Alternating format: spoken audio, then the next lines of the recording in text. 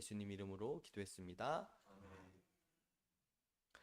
오늘 함께 나눌 말씀은 마태복음 5장 17절에서 20절 말씀입니다.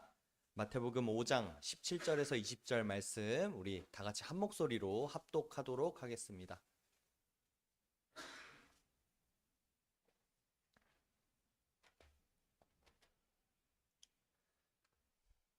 마태복음 5장 17절에서 20절까지 말씀입니다.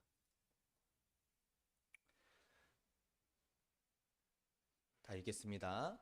내가 율법이나 선지자를 폐하러 온 줄로 생각하지 말라. 폐하러 온 것이 아니요 완전하게 하려 함이라. 진실로 너희에게 이르노니 천지가 없어지기 전에는 율법의 1.1획도 결코 없어지지 아니하고 다 이루리라.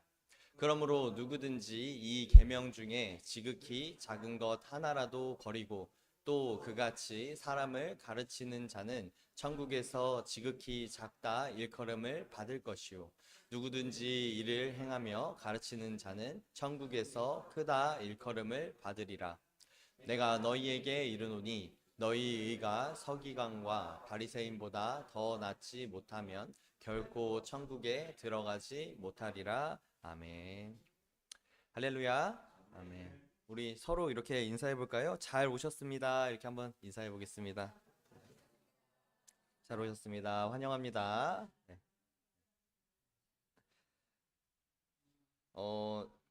저희 우리 교회 성도님들은 예배를 준비하시는 이제 태도나 이런 모습들이 너무 잘 훈련되어 있는데요.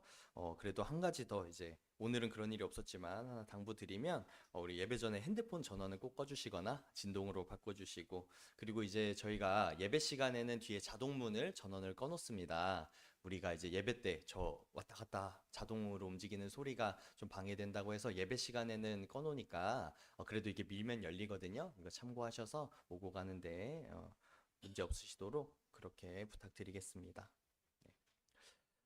요즘 사람들이요 이제 외모를 표현하는 그런 신조어들이 있습니다. 네. 어떤 게 있는지 아세요? 네, 많이들 아시던데. 이게 좀 이제 비속어가 좀 섞여 있는 거기도 한데 어차피 줄임말이니까. 예. 첫 번째로 이제 존잘남, 존예녀 뭐 이런 게 있습니다. 그리고 훈남, 훈녀 뭐 이런 단어도 있고요. 뭐 웃상이다. 그리고 볼매다. 좀 이렇게 줄임말들이 있어요.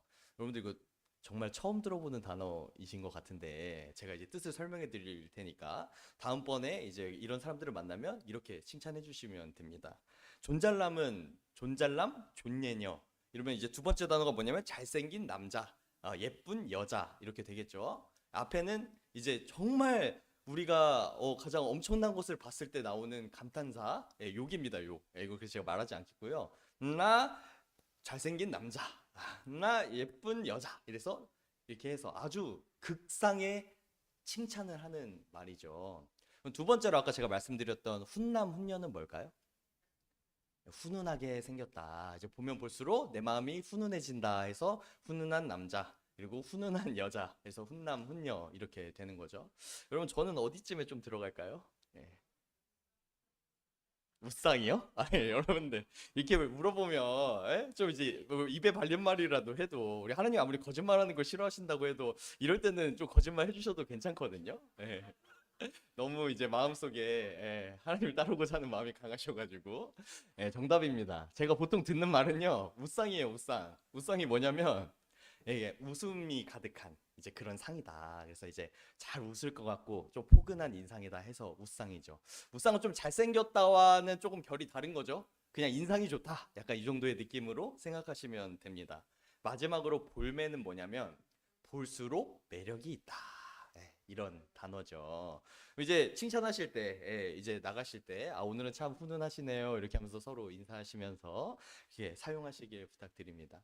제가 왜 인상에 대한 이야기를 했냐면요. 우리 사람들이요. 첫인상이 정말 중요하죠. 처음으로 누군가를 만났을 때 딱 끊겨지는 게 뭘 봐요? 우리가 첫인상의 마음을 볼 수 있습니까? 아니죠. 우리 얼굴의 인상을 보면서 그 마음을 유추해 보는 거죠.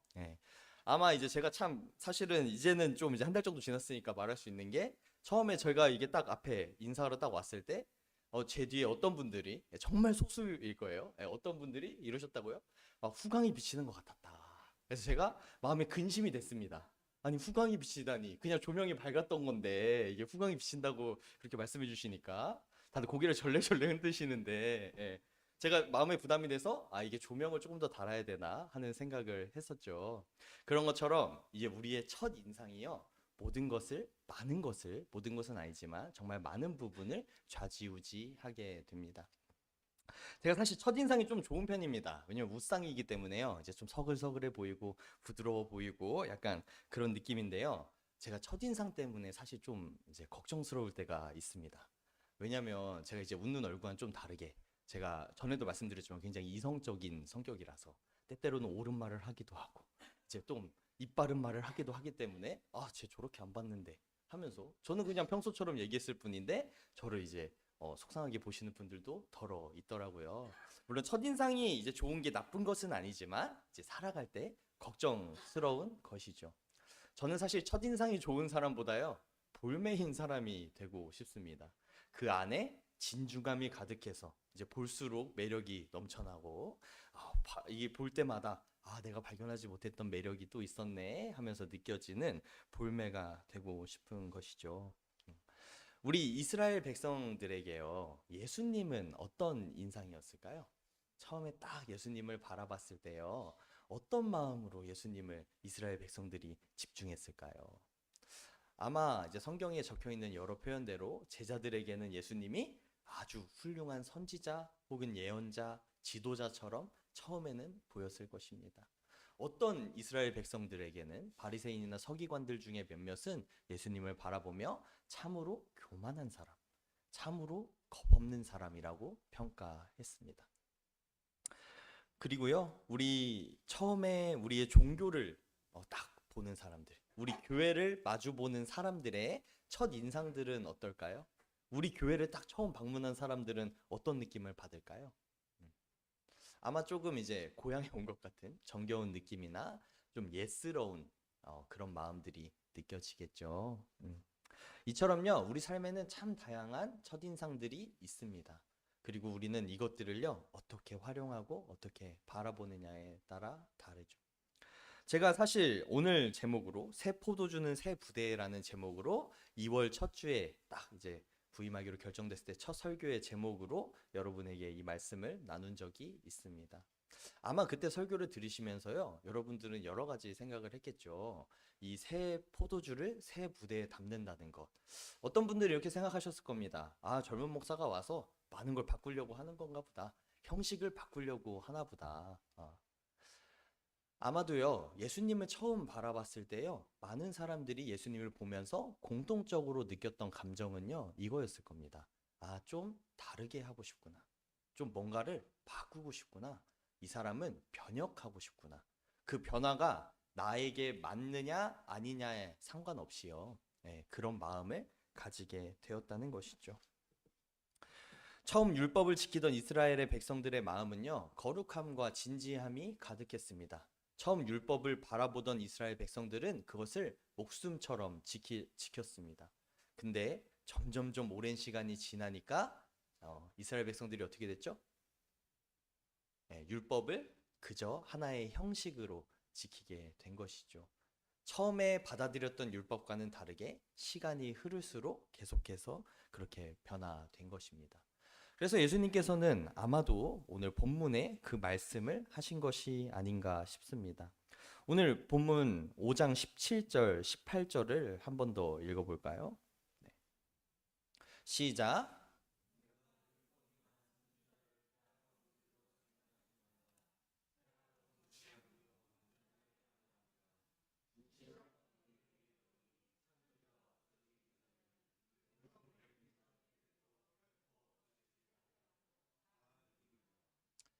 처음에 예수님을 바라볼 때 많은 사람들이 얘기했습니다. 저 사람은 율법을 없애는 사람이다. 저 사람은 율법을 폐하러 왔다. 이제 새로운 걸 만들러 왔다. 이렇게 표현했죠. 예수님께서 이렇게 말씀하시는 거예요. 내가 율법을 없애러 왔다고? 아니, 천만의 소리. 나는 율법을 완성하러 왔다. 내가 율법을 모르는 것 같냐? 내가 다 지키고 다 그 뜻을 따라서 살고 있는 거다. 그래서 내가 율법의 1.1획도 결코 없어지지 아니하고 다 이루리라 이렇게 말씀하신 것이죠. 음. 예수님께서 이 율법을 완성하러 오셨다는 표현은요, 율법을 내가 하나하나 다 지키겠다. 내가 너희들보다 더 철저하게 율법을 지키겠다 하는 것이 아니라 율법 안에 있는 그 진정한 뜻, 하나님께서 처음 이스라엘 백성에게 율법을 주실 때 가졌던 그 마음을 내가 이제 실현할 것이다. 이제는 내가 이 모든 것들 가운데 형식이 중요한 게 아니라 새 포도주로서 새 부대를 너희에게 줄 것이다. 이렇게 말씀하시는 것이죠. 율법의 완성을 위해서 주님께서는 오셨습니다. 그래서 이 마태복음 5장에 있는 이 5장부터 7장까지의 이 본문을요, 우리는 산상수훈이라고 하면서 예수님의 가장 훌륭한 가르침 중에 하나로 받아들이고 있죠. 이게 오늘 이 율법에 대한 말씀도요, 산상수훈에 나오는 말씀입니다. 그래서 이 이후부터는 계속해서 뭐라고 하냐면, 너희가 뭐 살인하지 말라 했던 그 율법에 대해 설명해 주면서, 살인하지 말라고 했어? 아니야. 너네는 우리 서로를 욕해서도 안 돼. 혹은 간음하지 말라 이랬으면 간음하지 말라는 것만 지킬 거야? 아니, 그게 아니라 너는 마음속에 음욕만 부려도 죄야 하면서 율법의 요소 하나하나를 우리 백성들에게 알려주시는 것이죠. 여러분들, 우리가 오랜 기간 신앙생활을 하다 보면요, 이런 매너리즘에 빠지곤 합니다. 이 예배를 드린다는 게요, 우리는 거룩하게 드려야 되지만, 우리는 하나님 앞에 나와야 된다는 걸 알지만요, 우리가 한두 번 드리는 게 아니잖아요. 여기에 신앙생활 몇 년 우리 교회 다니셨어요? 여쭤보면 대부분 30년이 넘으세요. 제가 올해 33살인데요, 만으로. 다 제 나이보다 오래 다니신 분이 많단 말이에요. 그때 동안 거의 대부분 매주일, 아니 수요일, 금요일까지 해서 주에 여러 번씩 교회에 나오다 보면요, 예배를 드리다 보면 우리는 인간이기 때문에 아무리 거룩하고 철저하게 지키고자 하여도 내 마음이 해이해지는 것을 막을 수는 없습니다. 계속해서 우리는 그 반복되는 일상 속에서 무엇이 중요한 것인지를 계속해서 놓치게 되는 것이죠. 우리는 이스라엘 백성들을 보면서 성경을 읽으면서 무엇을 생각합니까? 어떻게 이스라엘 백성들은 저렇게 은혜를 많이 받아놓고 저렇게 항상 하나님을 떠나고 하나님을 배신할까? 어떻게 저렇게 은혜를 많이 받아놓고 우상을 섬길까? 하나님이 다 지켜주시는데 믿고 따른다고 하면 됐는데 왜 따르지 않을까 하는데요. 이스라엘의 백성들이요, 그 당시 은혜를 받았을 때는 뜨겁게 나아갔겠죠. 2, 30년 지나고 3, 40년 지나면요, 그것을 잃어버리게 되는 것이죠. 사실 제가 경계하는 신앙이 있습니다. 많은 사람들은 이 신앙에 대해서 박수를 치는데요, 이런 종류의 신앙에 대해서 저는 이런 신앙을 경계합니다. 이게 뭐냐면 소위 말하는 이제 기도원 신앙이에요. 기도원에 가서 주여 하면서 뜨겁게 은혜를 받고 나서 수련의 신앙이라고도 요즘엔 표현하는데, 수련회에 가서 뜨겁게 은혜 받아서 변화된 것 같아 보이는 그 신앙을요, 저는 하지 말라고 하는 것이 아니라 경계합니다. 왜냐하면 우리가 그렇게 뜨거운 신앙을 가진 것은요, 잠깐이기 때문이죠. 우리의 신앙을 지탱해 주는 건요, 지루하고 이렇게 아무런 의미 없어 보이는 반복되는 이 율법적인 신앙에 가깝습니다.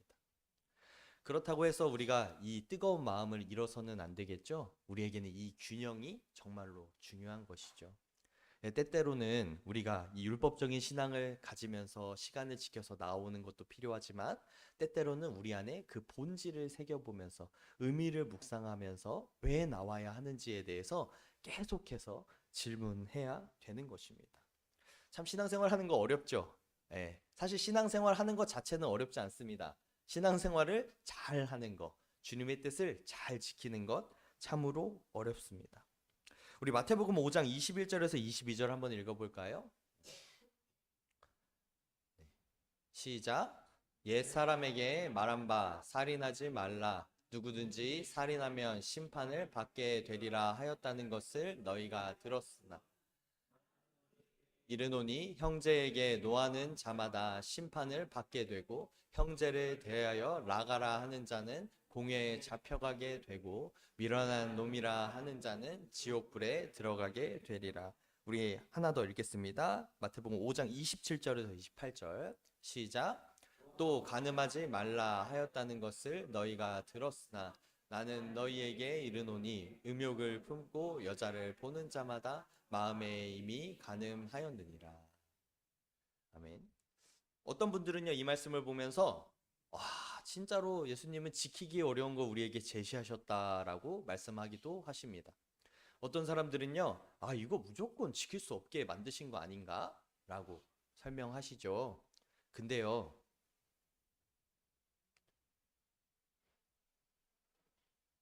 예수님께서 설명하신 건 그렇게 어떻게 지켜라, 어떻게 해라 하는 말씀이 아니고요. 그 율법을 제시하신 하나님의 본 뜻을 알려주시는 것입니다. 하나님께서는요, 그냥 살인하지 마는 그 행위 자체에 집중한 게 아니라 형제를 사랑하고 형제를 품어주는 그 마음, 형제를 질타하지 않는 그 마음을 말씀하신 것이죠. 그리고 간음하지 말라라는 그 간음이라는 행위에 집중한 게 아니라 간음을 하고자 하는 그 마음조차 경계하라. 너희가 그것에서부터 노력해라. 라는 우리의 본질적인 부분들을 강조하신 것입니다.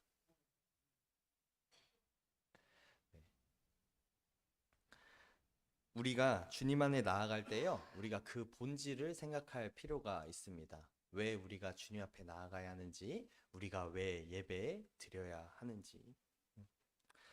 우리 교회가 어떻게 돼야 합니까? 우리 교회가 그저 변하는 것, 형식을 지키는 것, 다르게 적응하는 것, 네, 이것이 중요할까요? 우리가 그저 새 부대를 마련하는 것, 그것 자체가 중요할까요? 젊은이들이 좀 왔으면 좋겠으니까 우리가 하던 것을 젊은이 입맛에 맞춰주는 거, 조금 뭐 새로운 찬양도 하고 예배 순서도 간소화하고 지루하지 않게 하고, 좀 이런 것들이 정말로 중요한 것일까요? 우리가요, 형식을 왜 바꿔야 하는지, 우리가 왜 예, 그렇게 변해야 하는지, 그 이유가 중요한 것이죠. 음. 우리가 주님의 뜻을 더 따르기 위해서라면 무엇을 못 바꾸겠습니까? 우리가 예배에 더 집중하고 하나님의 말씀을 잘 듣기 위해서라면 우리가 무엇을 못 바꾸겠습니까? 이 마이크를 써서 이제 설교를 전하는 것, 이것이 우리에게 도움이 된다면 써야 되죠. 근데 때때로 집중하기 위해서 제가 강대상 밖에 나와서 얘기해도 전달이 더 잘 된다면, 여러분 그러면 마이크가 없어도 되는 거 아닙니까? 이 앞에 이 커다란 강대상이 있는데요. 이 강대상이 중요합니까? 우리의 말씀이 선포되는 것이 중요합니까? 우리가 예배당 이 자리에 앉아 있는 게 중요합니까? 아니면 우리가 어디서든지 예배할 수 있는 그 마음이 중요한 것입니까? 새 포도주가 왔을 때 새 부대에 담아야 된다는 것은 바로 우리에게 이런 말씀이신 것입니다. 중요한 것은요, 우리에게 새 포도주가 있느냐는 것입니다. 헌 포도주를요, 새 부대에 담으면 어떻게 되는지 아십니까? 그 부대가 똑같이 터집니다. 우리의 마음과 본질은 아무것도 변하려고 하지 않으면서 우리의 형식만 바꾸면 어떻게 돼요? 터진다고요. 우리가요, 새로운 길로 나아가고 주님의 뜻을 더 받을 준비가 되어 있느냐? 우리가 계속해서 주님에 대해서 고민하고 어떻게 하면 주님을 따라 살아가려는 그 마음이 있느냐 하는 것이 우리의 신앙생활에 더 중요한 거예요. 이스라엘 백성들도요, 처음에는 그렇지 않았습니다. 모든 형식을 율법적으로 지키지 않았습니다. 이스라엘 백성들도요, 그 주님이 주신, 하나님이 처음 주신 그 말씀들을요, 마음으로 따랐다고요. 그 처음에 광야 생활할 때요, 얼마나 그걸 은혜로 받았겠습니까? 네. 처음에 그 성막을 건축하고 제사를 드리는 게 얼마나 은혜였겠습니까? 근데 수없이 많은 시간이 흐르니까 어쩔 수 없이 그렇게 되는 거예요. 그들은요, 본질을 잃어갔습니다. 왜 안식일을 지켜야 했는지, 왜 제사를 드렸는지, 내가 왜 다른 사람을 봉사했는지, 뭐 그런 거죠. 여러분, 우리의 모습이 다릅니까? 여러분, 우리가 이거와 똑같은 마음이지 않습니까? 오랜 시간 신앙생활 하면서요, 우리 기독교의 역사가 뭐 한 100년 돼가면서요, 우리 기독교인이 한때는 1000만 명이 육박했다. 지금 인구 통계를 보면 한 700만 명쯤 된다고 해요. 근데 그 중에 한 15% 20%는 교회를 안 나간다라고 고백하거든요. 그럼 실질적으로 예배 신앙생활을 할 수 있는 사람들은 한 500만 명 정도 됐겠죠. 절반으로 준 거예요. 네. 우리가 이렇게 시간을 지내면서 한 2, 3대, 한 3, 4대 이렇게 지나가면서 신앙생활을 해가는데요. 우리에게 남아있는 것은 율법입니까? 하나님의 마음입니까? 우리에게 남아있는 것은 주님께서 말씀하신 그 이웃을 사랑하고 하나님을 사랑하는 그 마음입니까? 아니면 그저 주일에 나와 예배드리고 봉사하는 형식입니까? 우리가 예배를 왜 드리는지, 왜 봉사하는지, 그리고 왜 전도해야 하는지, 그리고 우리 교회에 왜 많은 사람들이 와야 하는지를 우리는요, 계속 질문하고 그거에 대해서 계속 대답해 줘야 되는 사명이 있는 것입니다. 아이, 그런 거 우리 사역자분들이나 하시는 거지. 그 목사님이 잘하시면 되죠. 그러니까 젊은 목사 불러다가 제시해 달라고 했지. 여러분, 제가 와서 뭐 얼마나 많이 할 수 있겠습니까? 예, 어린 제가 와가지고 얼마나 여러분에게 많은 깨달음을 드릴 수 있고 얼마나 많은 것을 할 수 있겠습니까? 저는요, 그냥 여러분들에게 길을 제시하는 한 사람일 뿐입니다. 저는 그저 말씀을 선포하는 한 사람일 뿐입니다. 올해 제 목표가 뭔지 아십니까? 네. 많은 사람들이 이제 많은 선배님들께서 저한테 경계하신 말씀 중에 하나가 있어요. 절대로 교회 강단이나 앞에서 목표를 말하지 마라. 네. 왜냐면 목표는 말해도 손해고 못 지키게 되면 와, 그거는 그대로 질타를 받고 되도록 말하려고 하면 목표를 작게 말해라. 뭐 예를 들어 올해 우리 교회에 제가 뭐 이거 그냥 예시입니다. 뭐 우리가 100명까지 성장하겠습니다. 이렇게 생각을 했다고 하면 우리가 올해는 한 명이라도 전도하는 게 목표입니다. 이렇게 얘기하라고. 그게 지혜로운 거라고 말씀하시더라고요. 근데요, 저는 제 목표를 숨길 생각이 없습니다. 네. 제 목표는 언제나 동일하기 때문인데요. 올해 안에 뭐 아니면 내년 초까지요. 우리 성도님들 마음 가운데 우리 교회가 이제 성장하겠구나. 우리 교회 예배가 달라지겠구나 하는 그 믿음의 고백이 선포되는 게 제 목표입니다. 우리가 오랜 시간 동안 교회에 있으면요, 너무 가족 같고 친근하고 좋지만 우리가 정체되고 우리 교회는 똑같아, 우리 교회는 변할 수 없어 하는 그 믿음의 고백이요, 절로 흘러나오게 되죠.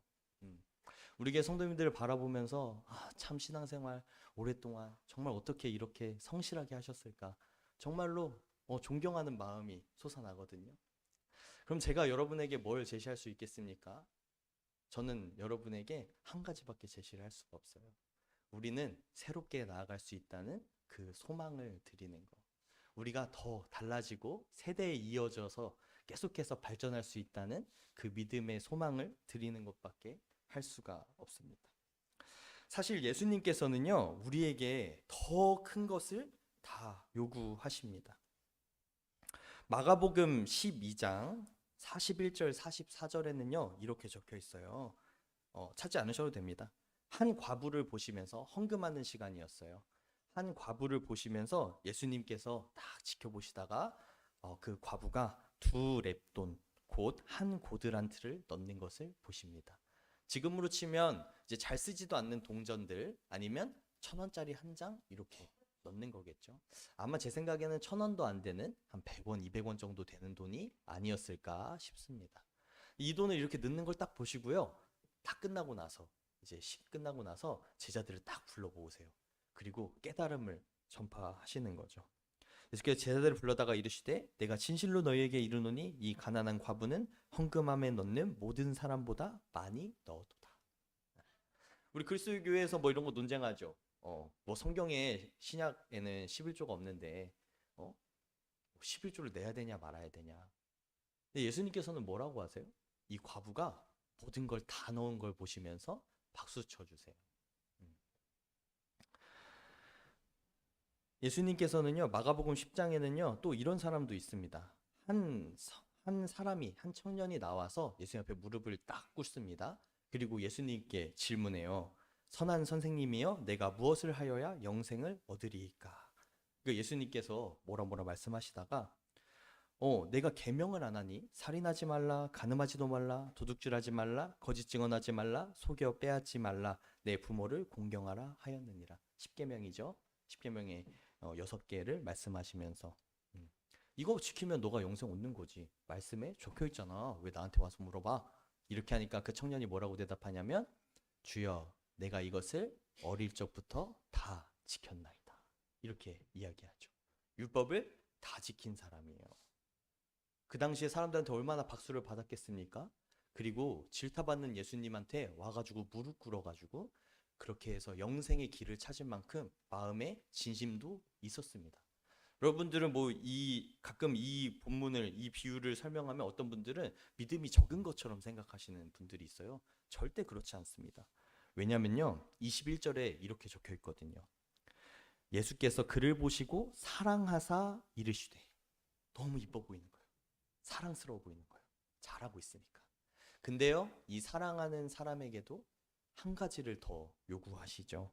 그게 뭐냐면, 내게 아직도 한 가지 부족한 것이 있으니 가서 내게 있는 것을 다 팔아 가난한 자들에게 주라. 그리하면 하늘에서 보화가 내게 있으리라. 그러고 와서 나를 따르라 하시니, 그 사람은 재물이 많은 고로 이 말씀으로 인하여 슬픈 기색을 띠고 근심하며 가니라. 뭐예요? 그냥 그렇게 다 지켰다고 어릴 때부터 내가 계명도 다 지키고, 이 사람이 뭐 11조를 안 했겠습니까? 남에게 안 베풀었겠습니까? 성경에는 다 적혀 있어요. 근데요, 다 했는데 하나 더 하래요. 뭐래요? 너의 모든 것을 팔아서 바쳐라.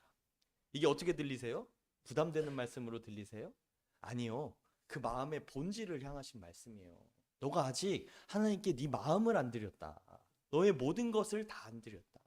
이 비유랑 연관되는 게 아까 읽었던 그 한 과부의 헌금이라니까요. 그걸 왜 박수 치십니까? 다 드렸으니까. 여러분 11조 논쟁 할 것도 없어요. 신약에 와서 율법은 강화됐다 했잖아요. 뭘 드리는 거예요? 내 삶 모든 것을 드리는 건데, 내 삶이 다 주님께 드려지라고 하는 건데 11조 뭐 이게 뭐가 중요합니까? 내가 살아가는 그 모든 순간이 주님께 바쳐지는 거라는데 뭐 11조 갖다 싸우고 할 게 뭐 있습니까? 주님께서는요, 우리에게 이런 말씀들을 계속해서 선포해 주시는 거예요. 너가 모든 걸 바쳐야 된다. 너가 하나님만 의지하면 된다. 그럼 다른 게 필요 없다. 내 삶의 주인이 나일 때는요, 이 말이 부담이죠. 당연히 힘들죠. 이게 막 우리를 힘들게 하는 말처럼 들려요. 막 쉬지도 말고 막 교회 와서 봉사하라는 말처럼.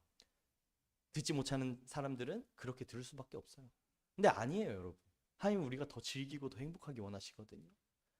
그리고 더 행복하게 원하시는 그 길 가운데 주님이 하기 원하시는, 우리에게 살기 원하시는 그 길이 있다는 것입니다. 마가복음 11장 22절에서 24절에는요, 이렇게 적혀 있죠. 예수께서 그들에게 대답하여 이르시되 하나님을 믿으라. 내가 진실로 너희에게 이르노니 누구든지 이 산더러 들리어 바다에 던져지라 하며 그 말하는 것이 이루어질 줄 믿고 마음에 의심하지 아니하면 그대로 되리라. 이 말씀을 들어서 많은 목사님들이 이렇게 설교하세요. 보세요. 성경에 적혀 있잖아요. 믿고 기도하면 돼요, 안 돼요? 이러면 큰 소리로 아멘 이렇게 나오죠. 네. 기도원에서도 많이 하고. 뭐 이 말씀을 그렇게 해석할 수도 있습니다. 그렇게 받으시는 분들은 받으셔도 돼요. 근데 저는 이 말씀이 뭐로 들리냐면요. 아까 제가 여러분한테 올해 내가 바라는 거 한 가지밖에 없다. 우리 교회가 정말 주님의 뜻대로 나아가고 있는 것 같아요. 달라진 것 같아요. 라는 믿음의 고백이 있을 때 우리가 어떻게 행동할 것 같아요? 확신 있게 다른 사람한테 얘기하겠죠. 그 믿음이 내 속에 생기면 그게 입으로 나오는 거예요. 그러면 옆에 있는 사람들이 그걸 들어요, 안 들어요? 듣죠. 그럼 다른 사람들이 어떻게 생각해요? 진짜 부산중앙교회가 변했나 보다. 뭐예요? 믿음이 이루어졌죠. 우리가 믿고 확신하면 그렇게 행동하게 되고, 그러면 그 일이 이루어진다고요. 그때 물론 주님이 도와주시는 것이죠. 저는 이 말씀이요, 우리의 기도가요, 우리의 원대로 바라는 것들을 우리가 막 도깨비 방망이 뚝딱이듯이 주님 지켜주세요, 뭐 보호해주세요, 회복해주세요. 다만 이 수준에 머물러 있지 않다고 생각합니다. 우리는 그것보다 더 높은 것들, 더 높은 가치들을 추구하면서 살아가는 사람이잖아요. 주님께서 우리에게 바라시는 것, 우리의 바라는 믿음의 수준은요, 바로 이 경지에 다 있습니다. 오랜 시간 신앙생활하면서 믿음을 쌓아 올리신 우리 성도님들도 당연히 이런 믿음을 가지고 계십니다. 저는요, 여러분에게 이런 소망을 제시하죠. 그리고 여러분 속에서는 이걸 갈 수 있다고 여기는 믿음이 싹틉니다. 이 믿음은 뭐예요? 소망으로 향하는 길이에요. 이 믿음이 없으면 소망이 보여도, 우리 교회가 부흥했으면 좋겠다. 아니면 내 삶이 평안했으면 좋겠다. 내가 주님을 따르고 싶다라는 소망이 있어도요. 이걸 믿음이 없으면 여기로 가는 길이 없는 거죠. 그럼 이 길을 갈 때 우리가 타고 가는 차나 뭐 이런 건 뭘까요? 그게 바로 사랑입니다. 그래서 말씀에 고린도서 13장 13절에 그런즉 믿음, 소망, 사랑 이 세 가지는 항상 있을진데 말씀하신 거예요. 여러분에게 소망이 있습니까? 소망이 있습니까? 그리고 믿음도 이제 찾아가야겠죠. 어떻게 하면 우리가 그 소망에 이를 수 있을지. 그런데요, 우리가 그것을 행하면서 나아가는 데는 사랑이 꼭 필요하다는 것입니다.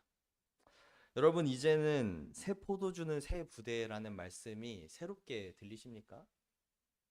우리가 가져야 할 것이 무엇인지 여러분 좀 느껴지십니까?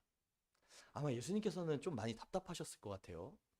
자기는 한 단계, 두 단계 위에 더 높은 가치를 얘기하는데 이 제자들은 잘 못 알아들었으니까 답답하면서도 우리 제자들의 마음을 알기 때문에 또 하시고 또 하시고 심지어 십자가를 지시고 그리고 다시 한번 부활하셔가지고 그 아직도 깨닫지 못하는 십자가 사건을 보면서도 깨닫지 못하는 베드로를 찾아가서 또 설명해 주시고 그러니까 결국에 어떻게 됐어요? 베드로가 변화됐죠. 예수님처럼 살아갔죠. 우리도 그렇게 될 수 있습니다. 계속해서 듣고 또 안 돼도 또 하고 또 시도하고 우리 평생의 삶이 그렇게 되면요. 다른 사람이 우리를 보면서 참 믿음의 길이 저거구나. 우리가 가야 할 길이 내가 참 행복한 길이 저기에 있구나 하면서 주님을 따르게 되는 것이죠. 우리 속에 아픔이 있는 것을 압니다. 우리가 오랜 기간 함께 신앙생활했던 많은 사람들이 여러 가지 이유들로 떠나가기도 하고 우리가 여전히 정체되어 있기도 하고 우리의 신앙이 매너리즘에 빠진 것 같기도 하고 그런데요 여러분 걱정하실 필요 없습니다. 우리가 우리 안에 소망을 가지고 이 믿음을 찾아 나갈 때 그것을 사랑 안에서 실천하며 나아갈 때 우리에게는 그 우리가 바라던 것들이 이루어지는 일만 남아 있습니다.